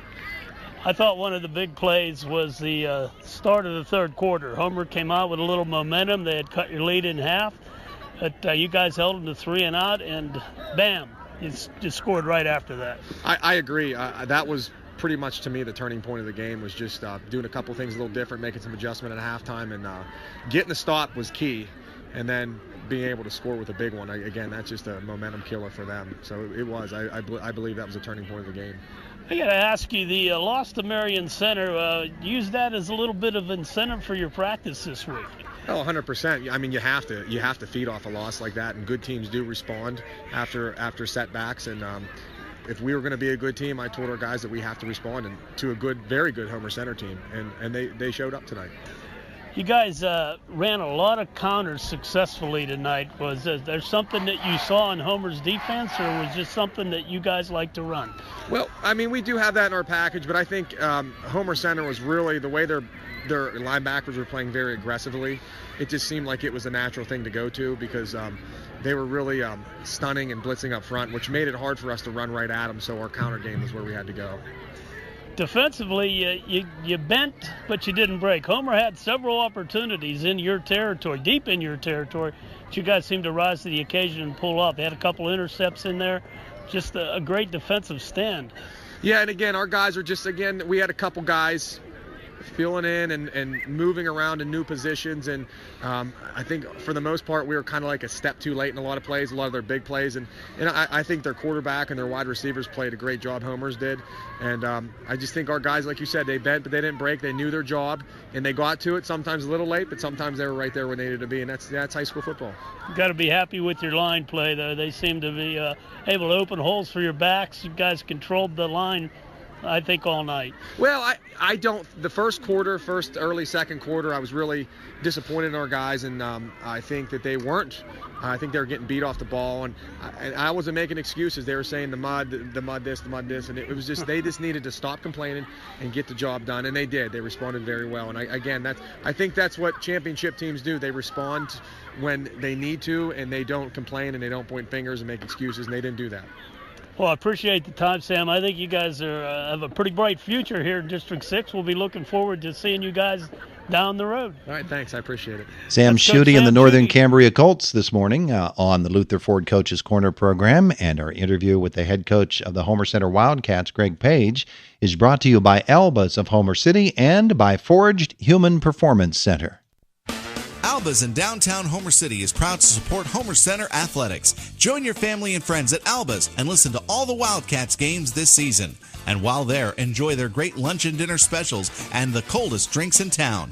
Alba's is a family-friendly restaurant. Everyone at Alba's wishes Coach Page and the Wildcats the best this season. Alba's is open for lunch Tuesday through Sunday. Their food is the talk of the town, and so are the Wildcats. Alba's, 221 South Main Street in Homer City. All right, Michael Burdick, thank you very much after this convincing 38-8 Northern Cambria victory over the Homer Center Wildcats. Greg Page is gracious as ever. Coming up to the press box to join us, and Coach, I don't think anybody expected this, the way things unfolded. You did have opportunities in this football game, a couple of trips into the red zone. You came away empty on those first two tries, converted on the third one to make things interesting in the half before it got away. Your overall assessment? Yeah, they were the better football team tonight. It's obvious that they did more fundamental things right than we did. We gave up big plays because at times we don't want to step in and make short tackles. Other times, the one counter I think that they went on their second score, I don't know if anybody laid a hand on the kid. He did not. So we're either out of position or we're taking ourselves out of a play, and then we have guys that take poor angles. A good football team like that is going to expose you to those things, and we got exposed tonight.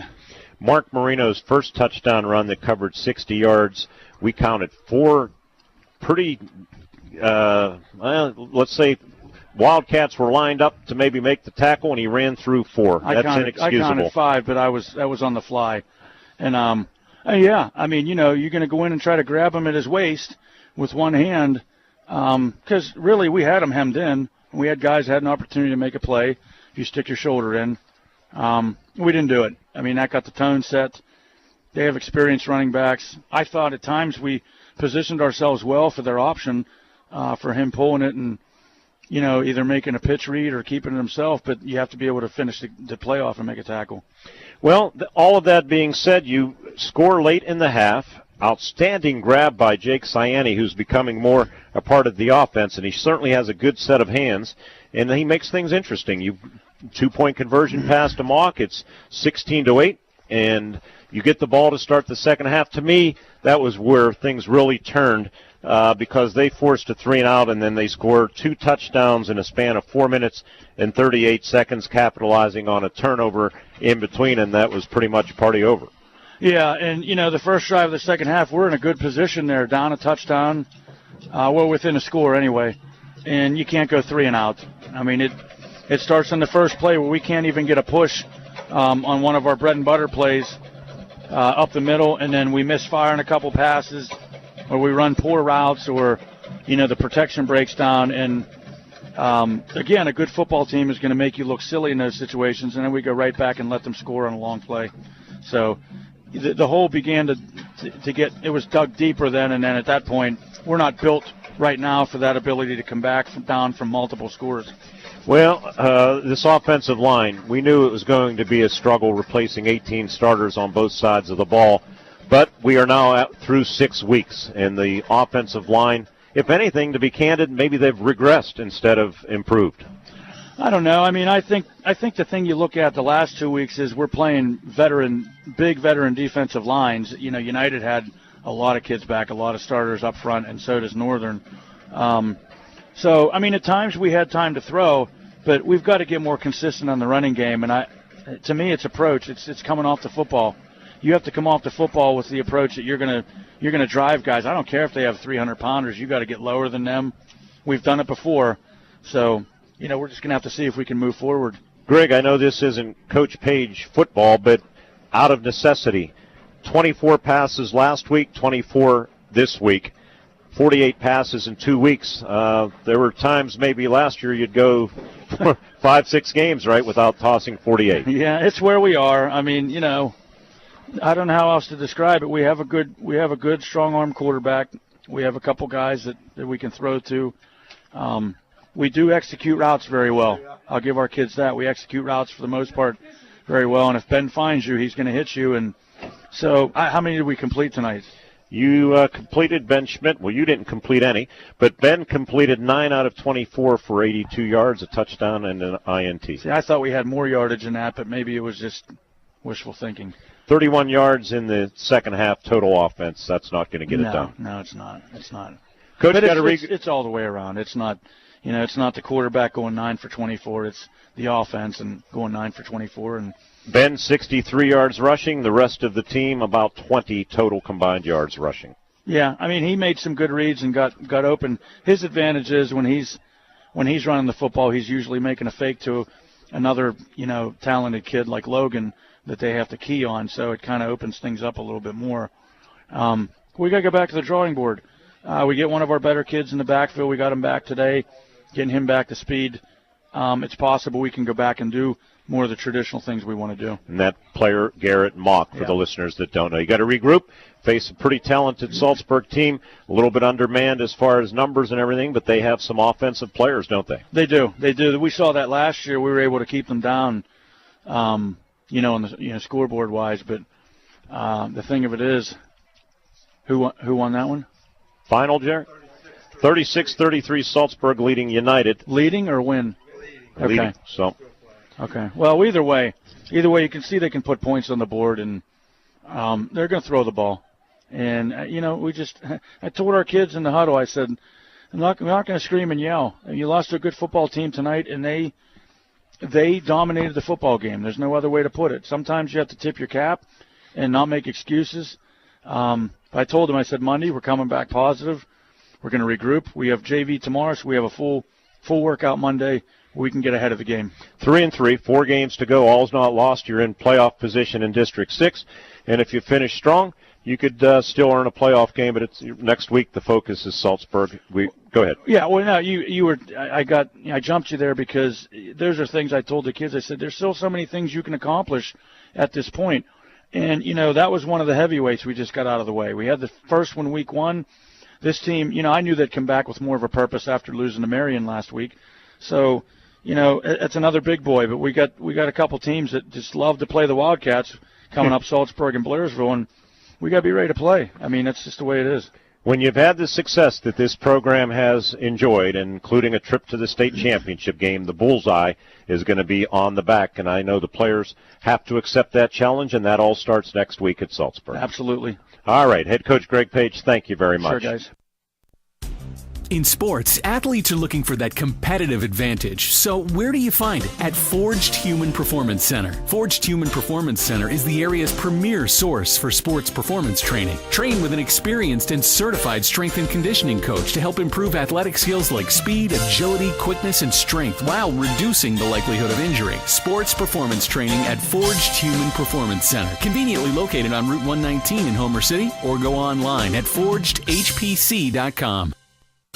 Haas's Steak and Sea House, Wayne Avenue, Indiana, is pleased to be the exclusive sponsor of the High School Football Player of the Week. Haas's will announce the top player from all the area's teams and recognize them with a custom plaque acknowledging their accomplishment. The Haas's Player of the Week award is just another way that Haas's gives back to the community. If you're planning a party for any occasion, ask Haas's about their free banquet rooms. Haas's Steak and Sea House, Wayne Avenue in Indiana.